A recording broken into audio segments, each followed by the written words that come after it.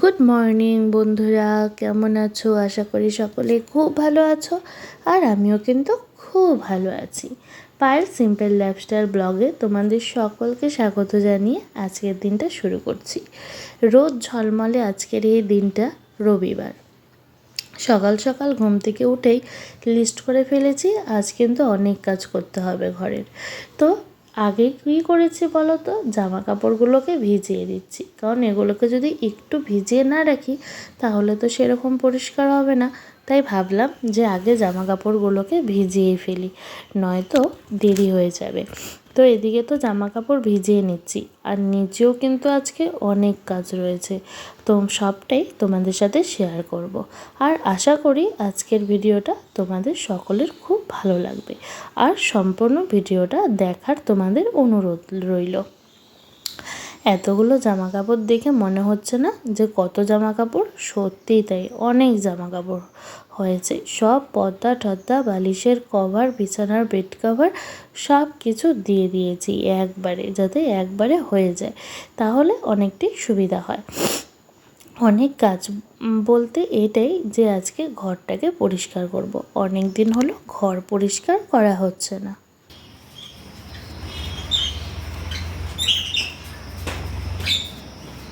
কি হয়েছে? আমার দিকে তাকায় আছিস কেন?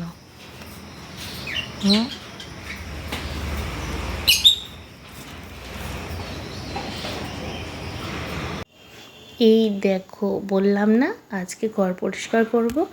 দেখো ঘরের কি হাল। তবে সত্যি কথা বলতে কি, একার পক্ষে এগুলোকে খুলে পরিষ্কার করা একদমই সম্ভব ছিল না। আজকে কি ভাগ্য হয়েছে আমার ভালো, জানি না সূর্য আজকে কোন দিকে উঠেছে। কথায় বলে না, যদি কিছু স্পেশাল হয় সূর্য এইদিকে উঠেছে। ওরে বাবা, সত্যিই তাই, আমার সাথেও বলতে পারো সেটাই হয়েছে। আজকে কত মাসে একটু আমার সাথে কাজে হেল্প করেছে। এটাই যে খাটে এত নোংরা হয়েছে, খাটের ভেতরটা, যে কী আর বলবো। মানে প্রচুর ধুলো তো জমেছে, আর না এত আরশোলার বাসা আমাদের বাড়িতে, কী আর বলবো, মানে কিছু বলার নেই। রাতের বেলা যখন লাইট সব বন্ধ হয়ে যায়, সব আরশোলাগুলো ঘরের মধ্যে চলে আসে। কোথার থেকে যা আসে, দিনের বেলা কিন্তু তাদেরকে দেখা যায় না। যত আরশোলা সব রাতের বেলাতেই দেখা যায়।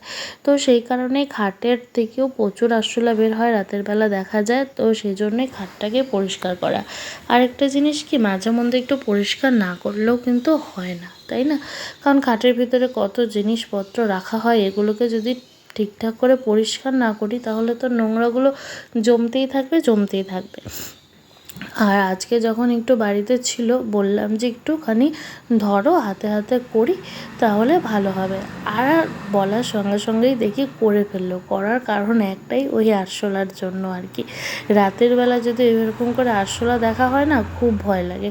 আর মনে হয় কি, হয়তো কোনো ফাঁক দিয়ে মশারির ভিতরেই না ঢুকে যায়।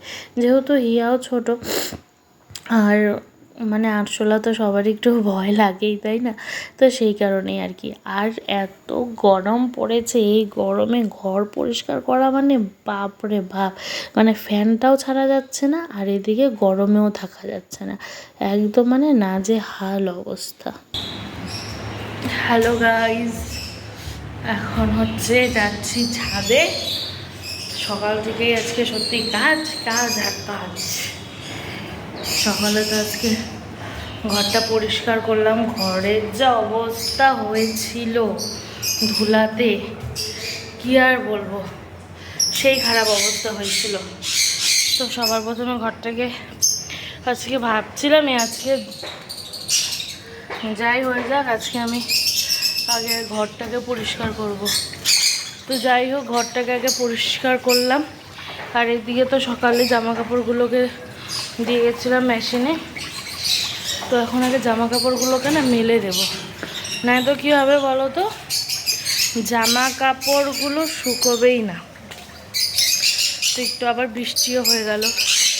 এই বৃষ্টি হওয়া মানে আরও গরম পড়া, যা গরম, বাপরে বাপ। এখন হচ্ছে জামা কাপড়গুলোকে মেলে দিয়ে যাব নিচে। নিচে এখনও কিছু কিছু কাজ বাকি আছে, কাজ শেষ হয়নি। ওইদিকে রান্নাবাড়ি কমপ্লিট হয়ে গেছে, দিদিভাই রান্না করে ফেলছে। তো এখন জামা কাপড়গুলোকে দিয়ে দিব, মেলবো, তারপরে আবার শুরু করব একটার পর একটা। আর এখন তো কয়েকদিন পরে আবার মেয়ের পরীক্ষা, আবার ওকে পড়তেও বসাতে হবে। তো আজকে তো যেহেতু রবিবার, আজকে তো আর বিকেলে পড়া নেই, তো আজকে করব একবারে সন্ধ্যার সময় পড়তে বসাবো। আজকে দুপুর টাইমটা বসাবো না, ওই যখন পড়া থাকে আর কি তখন দুপুর টাইমটা বসাই, একটু হোমওয়ার্কটা করিয়ে রাখি, তাহলে সুবিধা হয়, আমারই ওরও সুবিধা হয়। তো আজকে দুপুরে বসাবো না, আজকে একবারে রাতে বসাবে। দেখো আবার রোদ উঠে, সেই রোদ। তারপরে আবার ছাদে এসে যে জামা কাপড়গুলো ধোয়াও কমপ্লিট হয়ে গেছে। এতগুলো জামা কাপড় দেখো, সবগুলো না একটার সাথে একটা একদম লেগে গেছে, আর বেরই হচ্ছে না। এটাই হয়, এটাই একটা আমার খুব অসুবিধা লাগে। তারপরে আর কি সবগুলো টাইম ধরে বের করেছিলাম। রাতে হচ্ছে আজকে যে আলু ভাজা, আর এখানে হয়েছে তোমার ফেনা ভাত হয়েছে। তারপর এখানে ভাত আর দুপুরে কিছু তরকারি ছিল, ওগুলো দিয়ে হয়ে যাবে। তার কারণ হচ্ছে দাদা ভাইয়ের আর শ্বশুরমশাইয়ের শরীর ভালো না, জ্বর, তারপর পেট খারাপ, তো সেই কারণে একদমই হালকা পাতলা খাবার। আর এখন না সবারই জ্বরটা খুব হচ্ছে, জ্বর পেট খারাপ সবারই হচ্ছে। দুদিন আগে তো আমার মেয়ের, আমার বরের হয়ে গেল, এখন আবার যে হয়েছে দাদা ভাইয়ের আর শ্বশুরমশাইয়ের।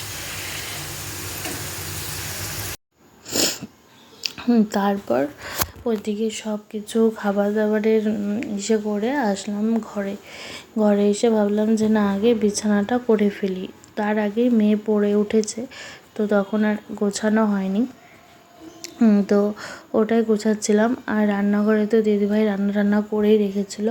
ও একটুখানি দিদিভাই বাথরুমে গিয়েছিলো, তাই বললো যে আলু ভাজাটা একটু নাড়াচাড়া দাও, ওটাই আর কি দিচ্ছিলাম। আর আমি ওকে পড়তে বসেছিলাম আর কি। তারপরে যে এদিকে বিছানা করে এখন আবার রাতের ঘুম আর কি। রাতের ঘুম, মেয়েকে একটু তাড়াতাড়ি শোয়ানোর চেষ্টা করি, কিন্তু ঘুমায় তো না, সেই রাত্রি 11টা 11:30টার আগে ঘুমাবেই না। তাও চেষ্টা করি যে আগে বিছানাতে তুলে দেওয়ার, নয়তো মানে কি বলবো, যদি 11টার সময় বিছানায় উঠে তাহলে ঘুমাবে তো আরও দেরি করে, তাই না? সেই কারণেই আর কি। আচ্ছা বন্ধুরা, আমার ভিডিও তোমাদের কেমন লাগছে অবশ্যই কিন্তু কমেন্ট করে জানাবে। আর যদি তোমাদের আমার এই ভিডিও ভালো লাগে তাহলে কিন্তু অবশ্যই লাইক, কমেন্ট আর শেয়ার করে দেবে। আর যারা ইউটিউব থেকে ভিডিওটি দেখছো তারা কিন্তু একটু প্লিজ সাবস্ক্রাইব করে দেবে। আর যারা ফেসবুক থেকে ভিডিওটি দেখছো তারা কিন্তু প্লিজ একটু ফলো করে দেবে, ঠিক আছে? তো আজকের মতো বিদায় নিচ্ছি এখানেই, দেখা হবে আবার নতুন একটা ভিডিওতে। আর ততক্ষণের জন্য তোমাদের সকলকে টাটা, বাই বাই। আর তোমরা সকলেই কিন্তু খুব ভালো থেকো, সুস্থ থেকো, কারণ বাইরে এখন এত গরম, সকলের শুনছি যে শরীর খারাপ হচ্ছে, জ্বর, সর্দি, কাশি হচ্ছে। তো তোমরা সকলে কিন্তু সাবধানে থেকো আর ভালো থেকো। তো চলো টাটা, বাই বাই, আবার দেখা হবে।